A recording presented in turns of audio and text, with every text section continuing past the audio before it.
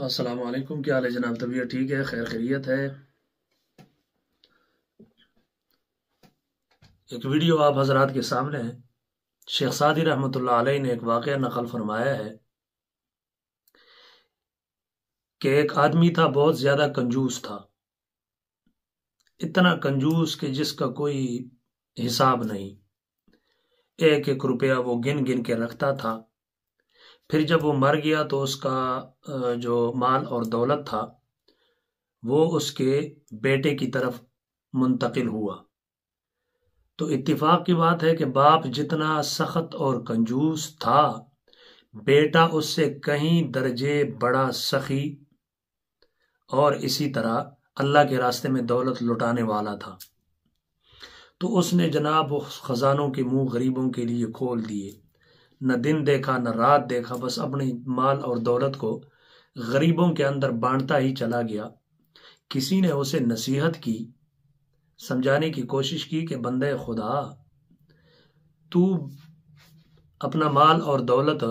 بے دریغ خرچ کرتا جاتا ہے، تو ان غریبوں کو مالدار نہیں کر سکتا، لیکن ایک دن آئے گا کہ تو خود غریب ہو جائے گا۔ اور کیا تو نے وہ کہاوت نہیں سنی کہ ایک بوڑھی عورت نے اپنی نوجوان بیٹی کو سمجھاتے ہوئے کہا کہ بیٹا، اپنے برتن سارے پانی سے بھر لیا کر، یہ جو گھر کے سامنے نہر بہتی ہے یہ کبھی کبھی خشک ہو جایا کرتی ہے، اور اگر تیرے گھر کے برتن پانی سے بھرے ہوں گے، اگر نہر خشک بھی ہو جائے تو تجھے اس کی چنتا اور پریشانی نہیں ہوگی۔ تو لہٰذا میں تجھے سمجھا رہا ہوں کہ اپنی مال اور دولت کو اتنا بے دریغ استعمال اور خرچ نہ کیا کر۔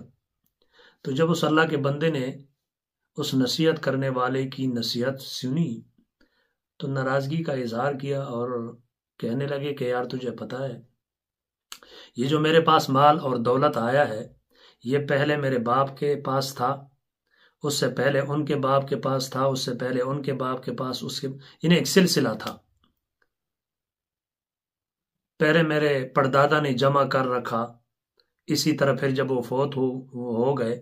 تو یہ دولت میرے دادے کی طرف منتقل ہو گئی، انہوں نے جمع کیا رکھا، وہ چلے گئے دنیا سے، میرے باپ کی طرف منتقل ہو گئی، انہوں نے جمع کیا رکھا، وہ دنیا سے چلے گئے، اب میری طرف آ گئی، تو انہوں نے اس سے کمایا کچھ نہیں۔ اب اگر میں بھی اسی طرح اس کو جمع کر کے رکھوں گا تو ایک دن دنیا سے چلا جاؤں گا اور یہ دولت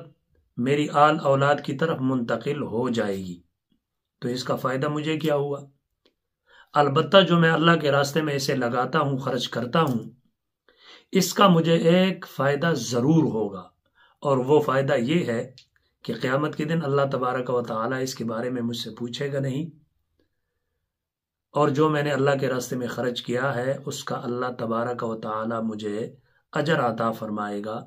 مجھے ثواب دے گا، مجھے نیکی عطا فرمائے گا۔ یہ مجھے اس دولت کا فائدہ ہے جو میں اللہ کے راستے میں خرچ کرتا ہوں۔ تو کہنے کا مطلب یہ ہے کہ جو آدمی اللہ کے راستے میں خرچ کرتا ہے، بے دریغ خرچ کرتا ہے، اس کی ذات پر توکل اور بھروسہ کر کے وہ اللہ کے راستے میں مال لٹاتا ہے۔ تاریخ پڑھ کے دیکھیے، تاریخ کے اوراق کنگال کر کے دیکھیے، آپ کو کبھی ایسا آدمی نہیں ملے گا جس نے اللہ کے راستے میں دولت لٹائی ہو، خرچ کی ہو، اور خرچ کرنے کے بعد وہ تنگ دست یا غریب ہو گیا ہو، نہیں، بلکہ اللہ کا وعدہ ہے کہ دنیا کے اندر بھی اللہ اس کے مال اور دولت کے اندر برکت عطا فرماتے ہیں۔ اتنا برکت اللہ عطا فرماتے ہیں کہ انسان گن ہی نہیں سکتا۔ واللہ یرزق من یشاء بغیر حساب، حساب کتاب کے بغیر اللہ تبارک و تعالی گنے بغیر ان گنت دولت اللہ عطا فرماتے ہیں جو اللہ کے راستے میں اپنی دولت کو لٹاتا ہے۔ تو ہمیں بھی چاہیے کہ جتنا اللہ نے ہمیں دیا ہے، اگر سارا نہیں تو کم از کم 40واں حصہ اللہ کے راستے میں صدقہ اور خیرات کریں، غریبوں پہ خرچ کریں، مسکینوں پہ خرچ کریں،